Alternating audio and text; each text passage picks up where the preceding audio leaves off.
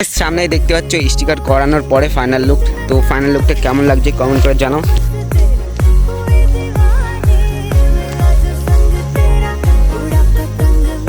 তো স্টিকারগুলো করতে মিনিমাম 250 টাকা মতো নিয়েছে, আর আমি বেশিরভাগই আমার নাম লিখেছি।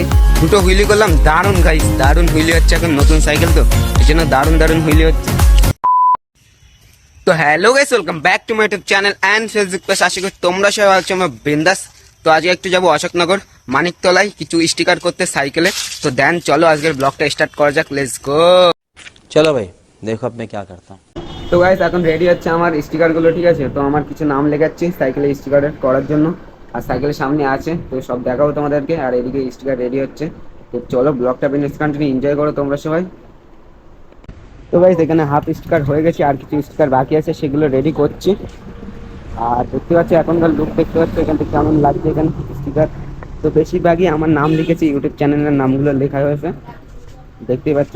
লুকটা দেখো এখান থেকে, এদিকে শাইন স্ট্যান্ড কিং, এদিকে শাইন দা, সব আমার নামেই ভর্তি গাইস। তো চলো আর কিছু স্টিকার করে ফাইনাল লুকটা তোমাদের দেখাবো, ঠিক আছে গাইস। তো ব্লগটা বিনেস কন্টিনিউ এনজয় করো, তো চলো। তো গাইস দেখতেই পাচ্ছ স্টিকার এখন লাগানো হচ্ছে, আর যে দাদাটা লাগাচ্ছে ওটা হচ্ছে আমার দাদার বন্ধু, তার জন্য আমার কাছ থেকে কম করে নিয়েছে, ঠিক আছে, একটু কম টম করে নিয়েছে। আর লুকটা দেখতে পাচ্ছ এখন কেমন লাগছে কমেন্ট করে জানাও। তো ফাইনাল লুক আরও দেখতে পাবে সামনে, ঠিক আছে। তো ব্লগটা দেখো তোমরা সবাই, না হলে বুঝতে পারবে না। তো গাইস কাল আমি স্টিকারের দোকানে ভালোভাবে ব্লগ করতে পারিনি, কারণ লজ্জা পাচ্ছিলাম একটু, ঠিক আছে। তো অনেকদিন পরে স্টিকারের দোকানে গিয়েছিলাম, এই জন্য লজ্জা পাচ্ছিলাম। তো ওখানে ভালোভাবে তোমাদের রিভিউ করতে পারিনি কিভাবে স্টিকারগুলো করেছি। তো তাড়াহুড়ো করে স্টিকারগুলো করে নিয়ে চলে এসেছিলাম ওখান থেকে। তো দেন এখন বাড়িতে এসে আর সাইকেলটা তোমাদের এবার দেখাবো কেমন লাগছে দূর থেকে। তো চলো এবার সাইকেলটার রিভিউটা দেওয়া যাক, কি বলো, চলো। সামনে দেখতে পাচ্ছ স্টিকার করানোর পরে ফাইনাল লুক। তো ফাইনাল লুকটা কেমন লাগছে কমেন্ট করে জানাও। তো স্টিকারগুলো করতে মিনিমাম 250 টাকা মতো নিয়েছে, আর আমি বেশিরভাগই আমার নাম লিখেছি, ঠিক আছে, দেখতেই পাচ্ছ। সব শাইনদা আর স্ট্যান্ড কিং লিখেছি, এই দুটোই লিখেছি, আর কিছু না। আর XXYT এটা লিখেছি, আর কিছুই লিখিনি। তো দু সাইডে একই লুক দেখতে পাচ্ছ, এদিকেও একই, সেম টু সেম দু সাইডে। আর এখন আমি হাইড্রোলিক ব্রেকগুলো লাগাইনি, ওগুলো লাগানোর সময় ব্লগ করবো অলরেডি, ঠিক আছে গাইস। কমেন্ট করে জানাও কেমন লাগছে। ওয়াও ওয়াও, কেমন লাগছে কমেন্ট করে জানাও, দারুণ লাগছে গাইস।